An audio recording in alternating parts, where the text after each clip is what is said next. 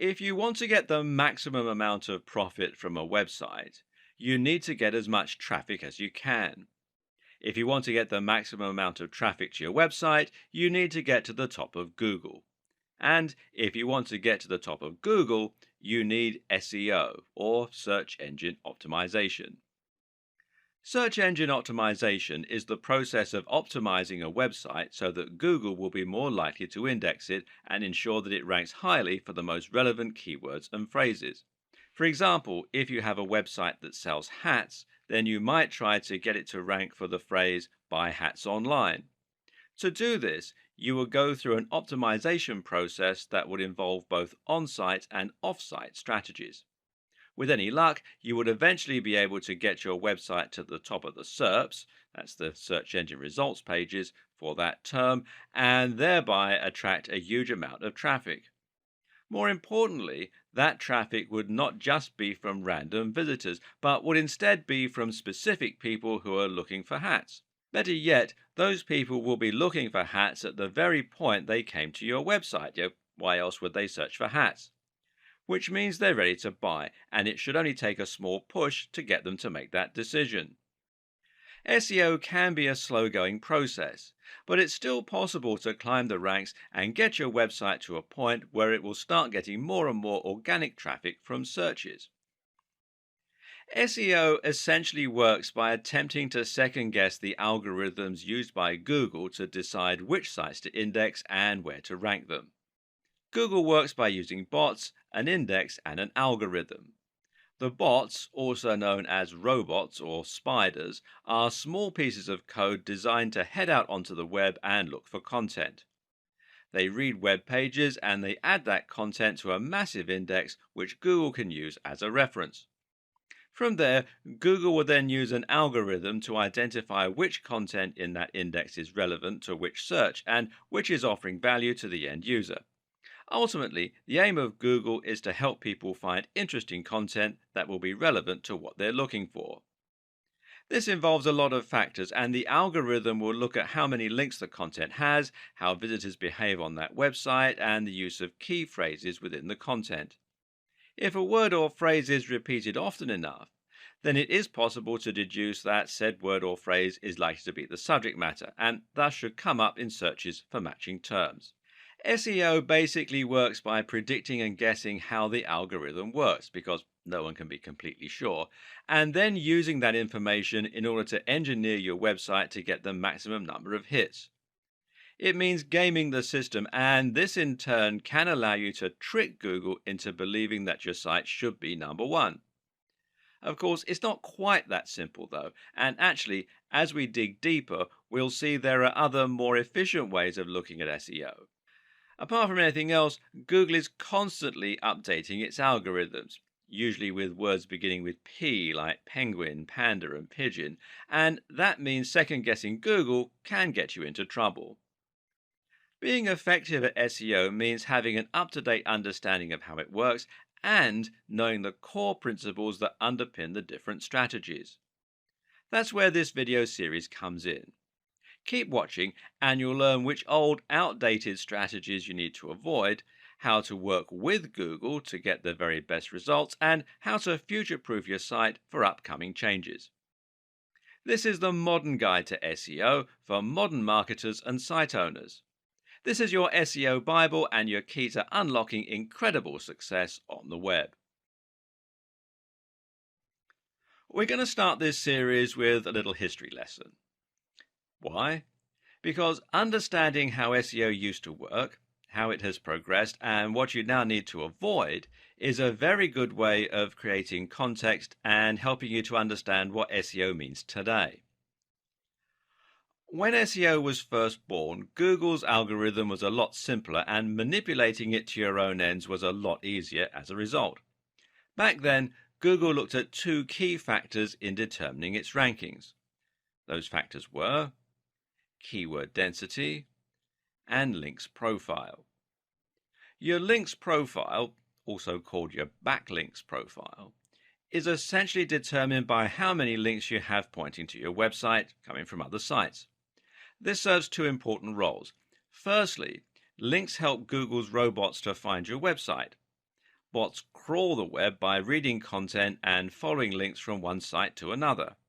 If you have a link on a site that Google has already indexed, then this will allow it to find yours and add it to the network. At the same time, Google views links as testimony, assuming that a website would only link to another website if it thought said website was good and had something valuable to offer its users. Google would also assume that if you have links from 20 websites about hats, then your site is probably going to be about hats as well, especially if the anchor text has your search phrase in it. The other factor was keyword density. Keyword density meant how many times your website would repeat the words that you were trying to rank for. The more content you had and the more often you repeated the same phrase throughout that content, the more likely you would ultimately be to get ranked for that search term and to show up high in the SERPs. Of course, it was also important to research the keywords and to make sure they were actually being searched for. For this, marketers could use Google's keyword research tool in order to check the volume of searches and to get an idea about how much competition there was. A savvy optimizer would then be able to look at terms with the highest search volumes and lowest amount of competition and then try to rank for those phrases specifically. This simple algorithm makes a lot of sense in theory and should have helped Google to find content that people will be looking for quickly and easily. It would read the content in order to see which site was the most relevant for that term, and it would look at which sites had the most links from other websites. But the problem was, people eventually cottoned on to the way this worked and began to take advantage of it. Search engine optimizers realized that all they had to do to get to the top of Google was to create as many links and as much content, with keywords, as possible. So webmasters began to spam link directories and content farms, submitting their links everywhere they possibly could. They began to pay other content creators to place links on their pages, and they would also trade links. Most websites ended up with a massive list of links somewhere on one of their pages, and these would just be other random sites that had contacted them and asked to exchange links. Worse was what started to happen to content. In a bid to create as much content as possible and to use the keywords as often as possible, creators began to churn out content in huge quantities while giving no regard to quality. They also began using keyword stuffing, which essentially means repeating keywords over and over again, even when it doesn't make any sense. A typical website from the early 2000s might read, "Are you looking to buy hats online? Then you have come to the right Buy Hats Online website. This is the best place to buy hats online for anyone who wants to buy hats online, Carolina." As you can see, this content is completely nonsensical and will be highly off-putting for any real visitors looking to make a purchase. And then it got worse still. Creators began to actively steal content from other site owners and spin it in order to make it unique. Now, Google won't rank duplicate content, otherwise it would risk making every search result identical. So, content spinning, as it came to be called, essentially means that you're taking an article or a blog post and using software in order to exchange many of the words for synonyms. So a sentence that read, "These are the softest, warmest and most attractive hats on the net," would become, "These are the most comfortable, most insulating and most beautiful hats on the web." And because the site owner didn't have to write that content themselves, this meant they could publish thousands of posts in a short space of time and bomb Google. Well, that's the theory at least. The reality is that, unfortunately, most spinners do this instead. These is the squitty-ish, hottest and very best beautiful hats on the fishing net. Again, it's just gibberish. So, by placing thousands of links on other sites, using their keywords as the anchor text, and by filling their sites with tons of useless content, website owners were able to get themselves to the top spot of Google. This system was so easy to abuse that some people could even get completely unrelated websites to the top of specific SERPs against the owner's will. You could make it so that searching for Big Idiot would bring up a picture of your friend, for example. This was called a Google bomb. Obviously, this started to make a mess of Google's results, and so Google had to adapt and get smarter. Because of all the abuse we talked about in the last video, Google had to change and adapt to maintain its spot as the #1 search provider. And to do that, it had to clamp down hard on those who were gaming the system and penalize sites that were cheating to get to the top spot. It did this by looking for obviously spammy strategies and de-indexing or downgrading the sites. So, sites with keywords in their URL no longer enjoyed the same advantage. Sites with huge numbers of inbound links from low-quality websites were de-indexed. Sites caught buying links were de-indexed. Sites that stuffed keywords were severely punished. Sites that had lots of backlinks with the same anchor text were treated as highly suspect, and the list goes on and on. Meanwhile, Google started to show preference towards sites that were longer, that linked out to other quality resources which previously would have hurt your SEO, and more. These changes came in the form of algorithm updates which had recognizable animal names and which got a lot of press from the internet marketing community at the time. These were Penguin, which was designed to reduce the effectiveness of unnatural backlinks, and Panda, which was designed to favor sites that looked high quality. Google doesn't want a website owner to be able to artificially climb its SERPs. Rather, Google wants websites to climb the ranks only when they're genuinely valuable and popular with the audience. It wants to see natural, organic links that you haven't paid for, and it wants to see deep, relevant, and interesting content. The old techniques that were once used to spam Google became known as black hat SEO, and the industry entered a dark period. It's hard to overstate just what the impact of these algorithms changes had on the SEO industry at the time, and on countless other industries as well. These changes ended up completely de-indexing massive websites overnight. Sites that had followed conventional wisdom to get to the top spot on popular search were now completely de-indexed, cutting off the vast majority of their traffic and sales.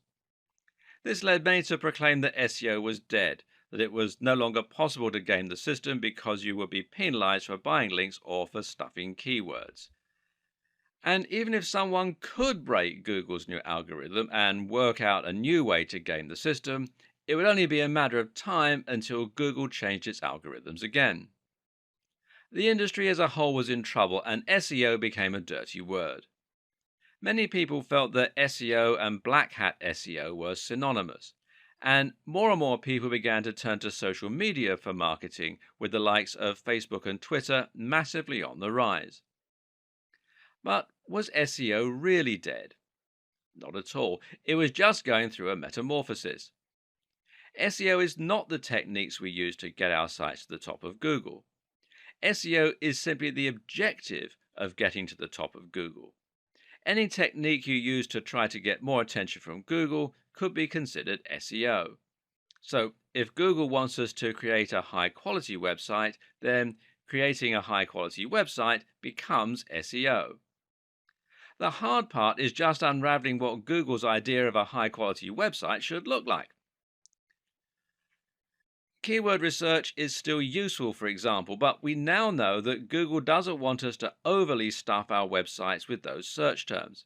Instead, the recommendation hovers at around 1 to 2% keyword density. So, if you write a long article and include the search term a few times, that should be enough, as long as it's also in your code a little or in your file name. It's also worth noting that Google looks for keywords in specific places in your content and gives those extra value. Google will consider it a strong sign if your keywords are used in your headers or in the first paragraph of your content. Google also looks for synonyms, though, and related language, which is something that we'll discuss more later on. And it no longer cares about how many links you can get. It cares far more about how high quality those links are. So, if your links are from lots of highly trusted websites, then you'll find it does great things for your ranking. Google is also now looking at things like bounce rates, how long someone spends on your website, and it's looking at how your site renders on mobile and how quickly it loads. You can now get penalized for typos and mistakes. And Google is also looking at social sharing signs. If you have lots of plus ones from Google Plus, for example, then this can have a large positive impact.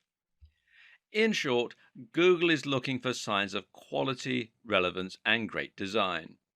At the end of the day, Google does not care about you as a content creator. You're not Google's customer. Google's customer is the end user who searches for a key phrase because they want to get relevant information or find the answer to a question.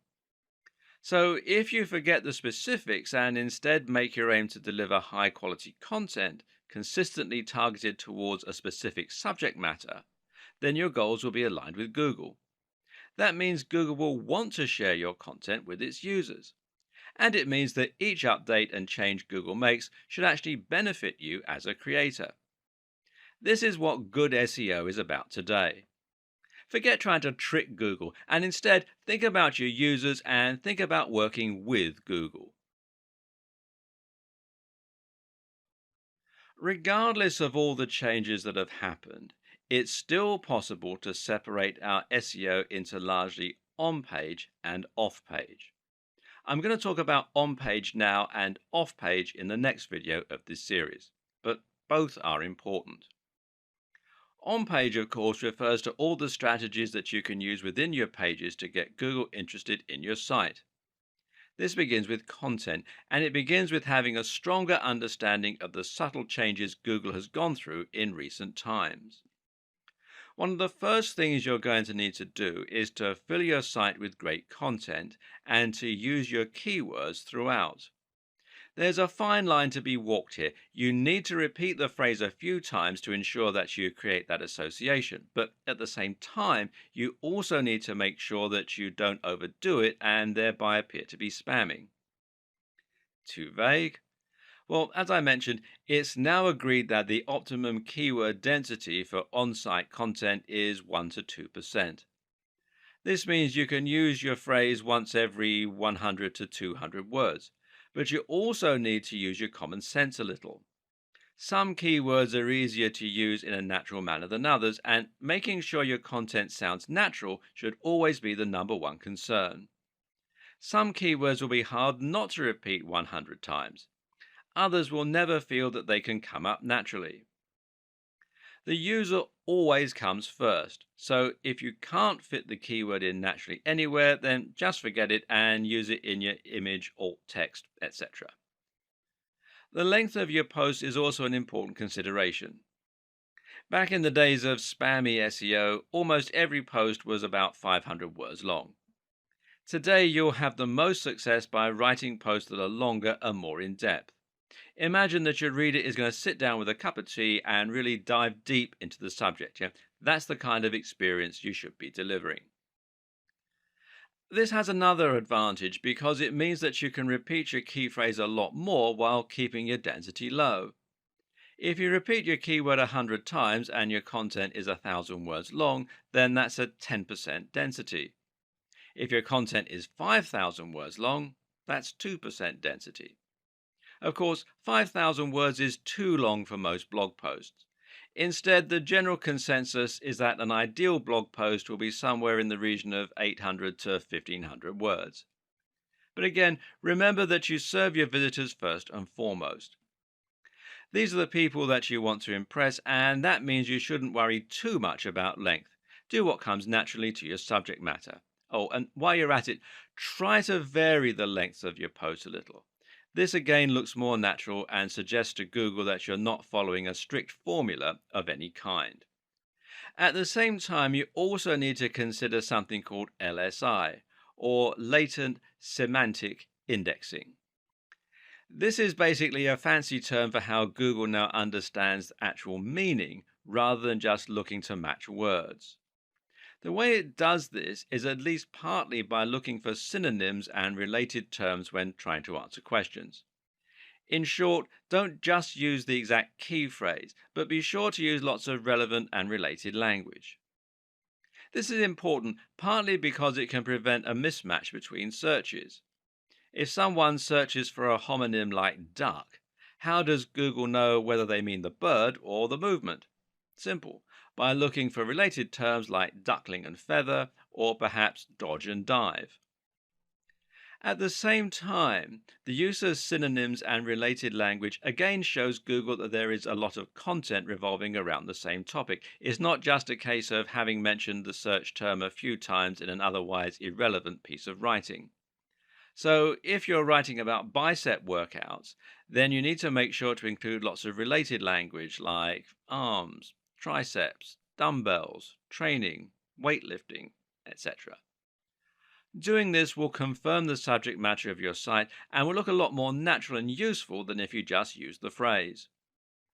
And for the same reason, it can also be a good idea to use variations on your key phrase and to have secondary search terms.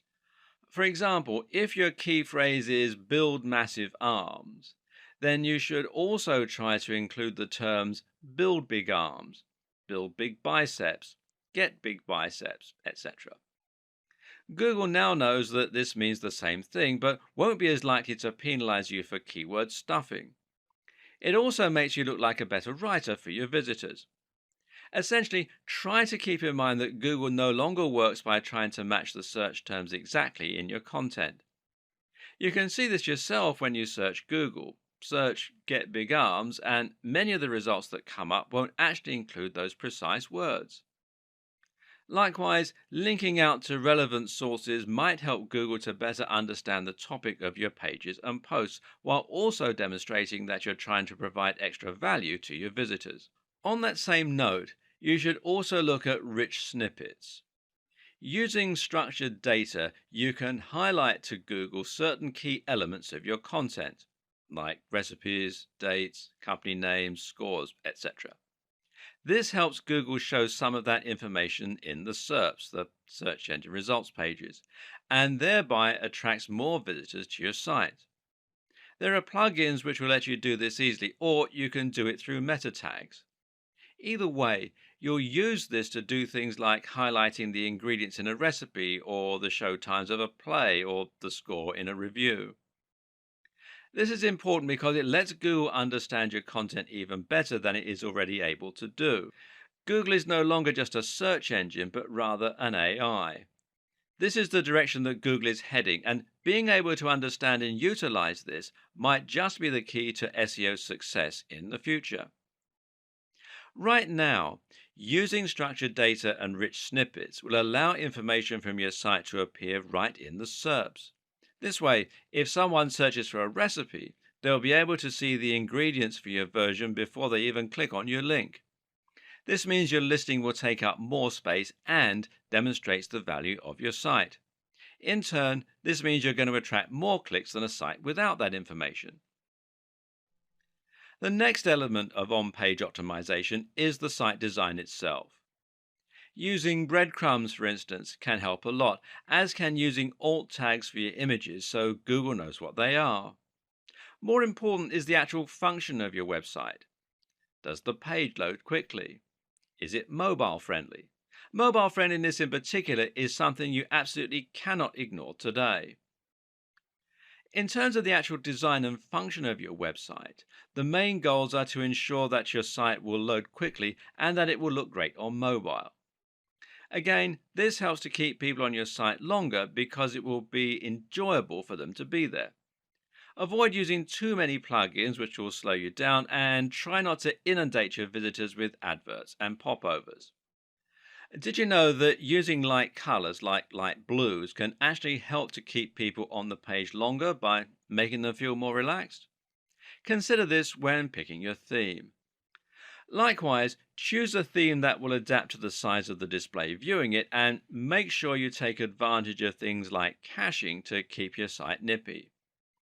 Themes that do this are called responsive insofar as they respond to the shape and size of the display they're being viewed on. This works by removing certain elements, by rearranging menus, etc., and by shrinking images.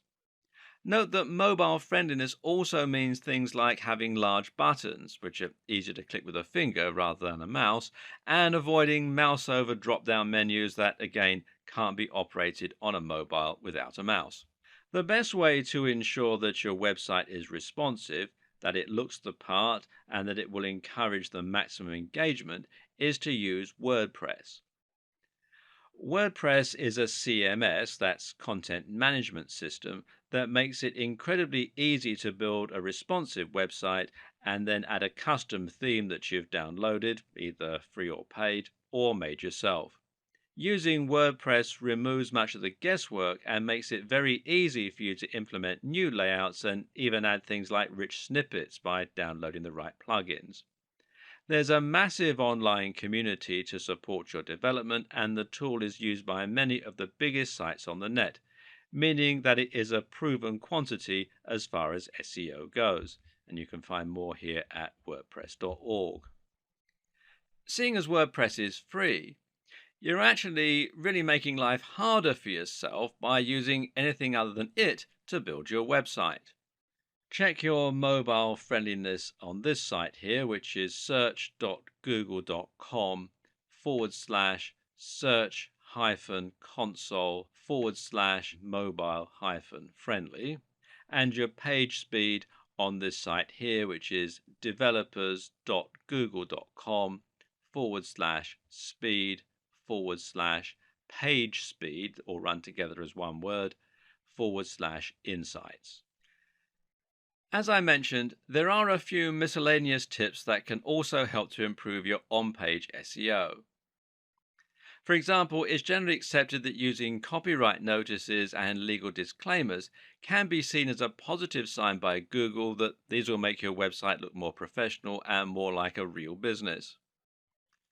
Think as well about how you're going to help Google find the content within your site. Having a sitemap can be very helpful for indexing, for example. And you need to avoid using images that have text in them, and definitely avoid the use of Adobe Flash, seeing as Google is unable to read that type of copy. You can also insert your search terms into your site code by including in file names, the file name of an image, for example, and including it in the permalinks. Now, these are the URLs of specific pages, which should match the title of your posts. Then you have the behavior of your visitors. In other words, how long are your visitors staying on your page?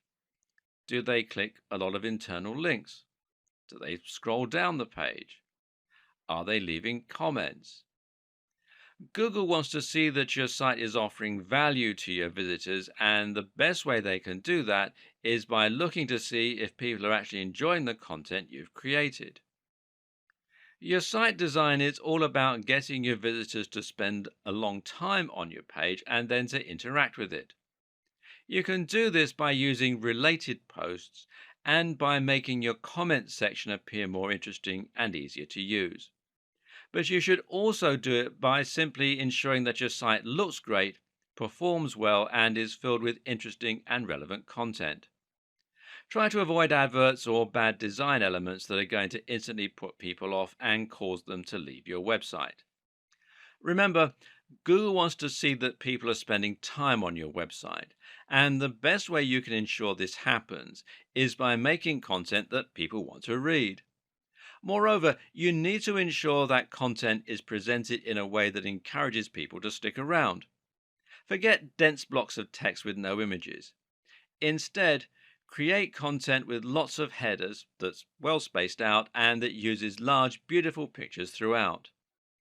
In terms of the actual writing, try to use a narrative structure where possible to really pull people in. Tell a story. Use cliffhangers and make it impossible for your visitors not to move down to the next line. Ultimately, it comes down to making sure you're providing the very best experience for your visitors, but doing so in such a way that Google can see and understand that that is the case.